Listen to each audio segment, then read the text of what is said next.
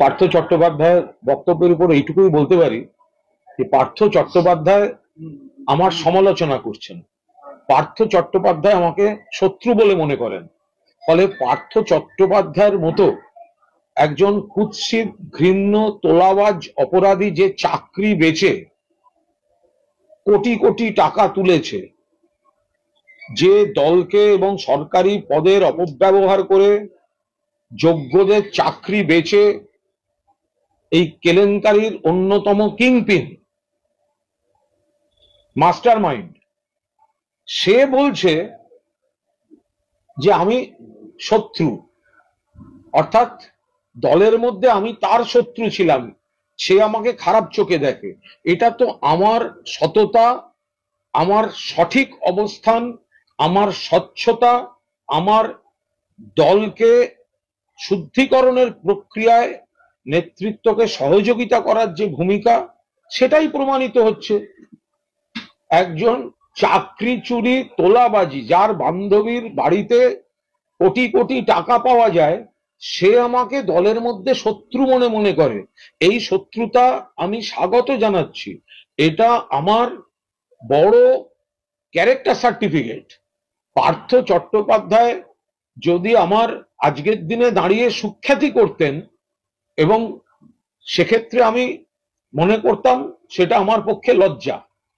পার্থ চট্টোপাধ্যায় তার বাড়িতে, তার বান্ধবীর বাড়িতে যে কোটি কোটি টাকা পাওয়া গিয়েছে, চাকরি বিক্রি করার টাকা, শিক্ষামন্ত্রীর পদে বসে চাকরি বিক্রি করার টাকা, সেই পার্থ চট্টোপাধ্যায় যদি কুণাল ঘোষকে শত্রু বলেন, প্রতিপক্ষ বলেন, খারাপ বলেন, তাহলে পার্টির মধ্যে কুণাল ঘোষ যে সঠিক পথে ছিল সেটা প্রমাণিত হয়।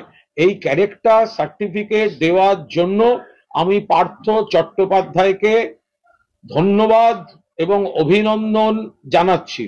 পার্থ চট্টোপাধ্যায় তার মতো চাকরি বেচার মাস্টার মাইন্ড, তিনি যদি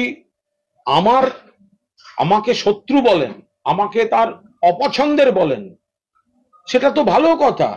তার মানে এই চাকরি বেচা পার্থ চট্টোপাধ্যায়, কোটি কোটি টাকার তোলাবাজির পার্থ চট্টোপাধ্যায় যে চক্রে কুণাল ঘোষ ছিল না, এবং এদের বিরোধিতা করে বলেই কুণাল ঘোষ যুগে যুগে খারাপ হয়, এটা তো আজকে প্রমাণিত।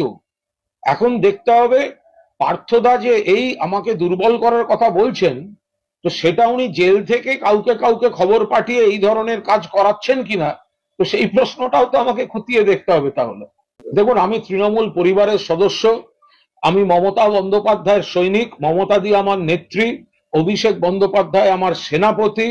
আমি তৃণমূল কংগ্রেস পরিবারের সদস্য। কোন পদ থাকলো কোন পদ থাকলো না এটা আমার কাছে ম্যাটার করে না। আমি তৃণমূল কংগ্রেসের কর্মী, আমি তৃণমূল কংগ্রেসের সমর্থক ছিলাম, আছি, এবং আমি সেভাবেই কন্টিনিউ করতে চাই। এর বাইরে এ বিষয়ে আমার কোনো বক্তব্য নেই। আমি মনে করি এবার তৃণমূল কংগ্রেস 30 থেকে 35টি আসন পাবে।